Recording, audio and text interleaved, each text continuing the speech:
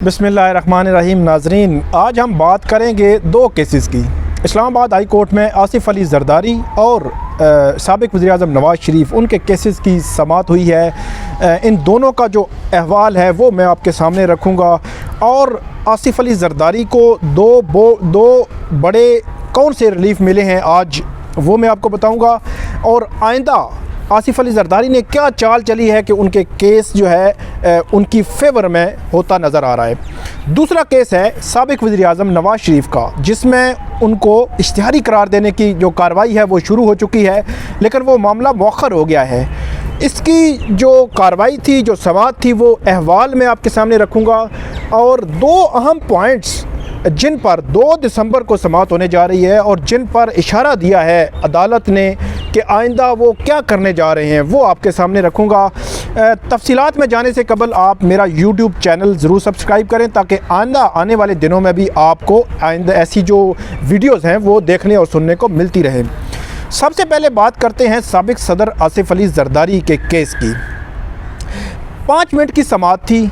जब समाअत शुरू हुई तो आसिफ अली जरदारी के वकील फ़ारूक एच नाइक पेश नहीं हुए, ताहम उनके जो दूसरे जो साथी वकील हैं वो जावेद वैस, वो अदालत के सामने पेश हुए और अदालत को ये कहा कि Farooq H Naik supreme court में केस की समाअत थी, वहाँ पे मसरूफ़ थे, इसलिए वो आज नहीं आ सके। तो अदालत ने इस प्रोसीडिंग को आगे बढ़ाते हुए उनसे ये पूछा कि आपने आज आसिफ अली जरदारी की इस्तिस्ना की दरख्वास्त दायर कर रखी है। ताहम उस पर उसके वकील ने बताया और उसके बाद अदालत ने ये दरख्वास्त जो है वो मंजूर कर ली। गुज़श्ता रोज़ ये दरख्वास्त दायर हुई थी कि मेडिकल कंडीशन और मेडिकल रिपोर्ट्स की रोशनी में आसिफ अली जरदारी ने यह कहा था कि मैं जो है वो अदालत के सामने पेश नहीं हो सकता। ये बुनियादी तौर पर केस है 8 अरब की मशकूक ट्रांजैक्शंस का कि ये केस है, जिसमें आसिफ अली जरदारी 2019 से मई से अबूरी ज़मानत पर हैं। आज नवंबर 2020 हो चुका है, आसिफ अली जरदारी की यह ज़मानत चल रही है। इसमें इंटरेस्टिंग ये भी है कि तवील तरीन अबूरी ज़मानत और इंटरम बेल आप इसको कह सकते हैं। अमूमी तौर पर हमने देखा है कि जो इंटरम बेल होती है उसका दौरानिया काम होता है, लेकिन आसिफ जरदारी 1 साल और तकरीबन 6 से 7 माह से इंटरम बेल पर हैं। लेकिन अब 2 जो बड़े रिलीफ मिले हैं वो क्या हैं आज आसिफ अली जरदारी को। इसमें एक तो नैब केसेस में मेरिट पर जो दरख्वास्त होती है ज़मानत की, उसमें आपकी ज़मानत कंफर्म होना या ज़मानत मिलने के इम्कानात बहुत कम होते हैं, क्योंकि सुप्रीम कोर्ट की कुछ डायरेक्शंस भी हैं जिनको अदालत हमेशा से देखती है और उनकी नज़ीर या उनके तहत ही उनको देख कर फैसला करती है। दूसरी जो बात है, इसमें जो ज़मानत मिलने के जो इम्कानात होते हैं वो है मेडिकल ग्राउंड। तो आसिफ अली जरदारी की जानिब से गुज़श्ता माह जो समाअत थी उसमें ये कहा गया कि वो इसको कन्वर्ट करना चाहते हैं मेडिकल ग्राउंड पे।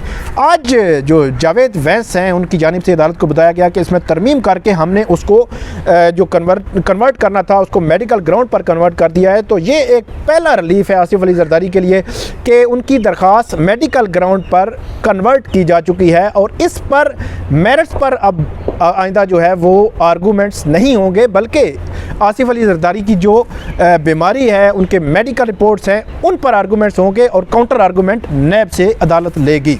दूसरा जो रिलीफ है वो आसिफ अली जरदारी को ये 1 साल 6 से 7 माह हो गए हैं ये ज़मानत, बुरी ज़मानत चलते हुए। आज एक दफ़ा फिर उनको अगले तकरीबन 15 से 20 रोज़ की जो बुरी ज़मानत है उसमें एक्सटेंशन भी मिल गई है, तोसी मिल गई है। अब आसिफ जरदारी को नैब जो है वो किसी तरह भी गिरफ़्तार नहीं कर सकती, अगरचे नैब ने इसमें वारंट गिरफ़्तारी जारी कर रखे हैं।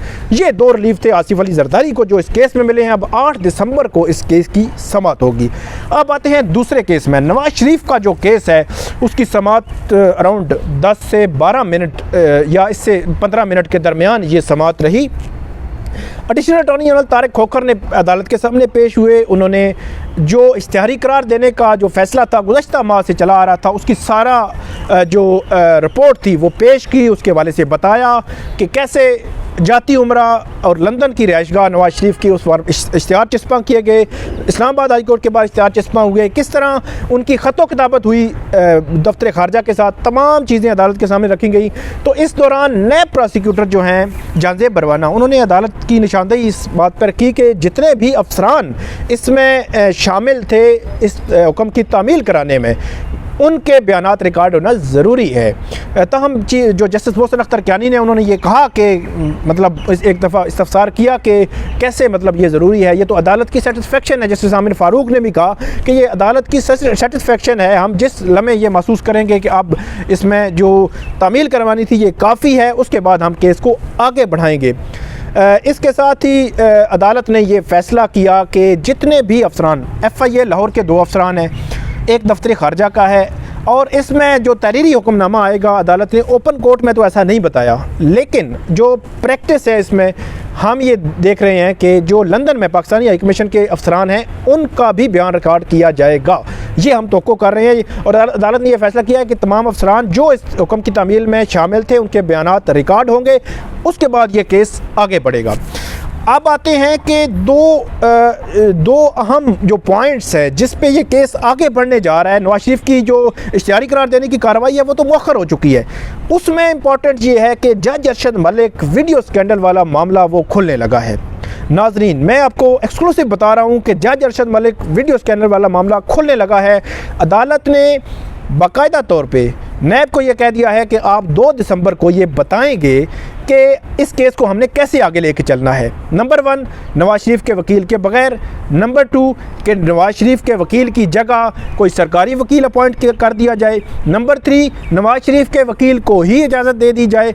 नंबर 4, एक्स पार्टी अपीलें जो है इनका फैसला कर दिया जाए। इन 4 पॉइंट्स पे नैब ने 2 दिसंबर को दलाइल देने हैं, लेकिन अदालत ने जब नैब प्रोसिक्यूटर जानज़ेब बरवाना ने अदालत को ये पॉइंट आउट किया कि 2 CM हैं इस केस में जो ज़ेर समाअत हैं, जो अदालत के पास पेंडिंग है, तो उनका फैसला भी होना है। तो अदालत ने कहा कि जब हम अपील्स की बात करते हैं तो वो CM उसमें शामिल है। तो वो CM हैं जज अरशद मलिक वीडियो स्कैंडल के तनाज़ुर में 2 दरख्वास्तें हैं। एक है नासिर भट्ट की। नासिर भट्ट ने यह कह रखा है कि मैं अदालत के सामने आकर बयान देना चाहता हूं कि किस तरह मैनिपुलेट किया जज अरशद मलिक ने इस सारे मामले को। दूसरी दरख्वास्त है नवाज शरीफ की, जिसमें उन्होंने ये कह रखा है कि अपीलों का फैसला करने से कबल, मेरिट्स पर जाने से कबल जज अरशद वीडियो स्कैंडल के तनाज़ुर में ये फैसला किया जाए। अब 2 दिसंबर से ये मार्का जो है वो शुरू हो रहा है। जज अरशद मलिक वीडियो स्कैंडल के तनाज़ुर में ये अपीलें जो है वो हम ये तवक्को कर रहे हैं कि आइंदा माह इस मामले पर समातें जो है वो शुरू हो जाएंगी। अदालत जो कार्रवाई है वो आज मुअख्खर हो गई है नवाज शरीफ की इश्तिहारी करार देने की। वो 2 दिसंबर तक जब उनके बयानात रिकॉर्ड हो जाएंगे तो उसके बाद ये कार्रवाई आगे बढ़ेगी। उनकी जो जायदाद ज़ब्तगी और दीगर जो मामलात हैं, सेक्शन 88 की जो कार्रवाई है उस पर अदालत इस केस को आगे लेकर चलेगी। नाज़रीन, ये 2 केसेस आसिफ जरदारी और नवाज शरीफ के, उसकी तमाम जो समात का अहवाल है मैंने आपके सामने रखा। आइंदा भी ऐसे जो खबरें हैं वो हम आपके सामने लाते रहेंगे। हमारा YouTube चैनल ज़रूर सब्सक्राइब करें। बहुत शुक्रिया।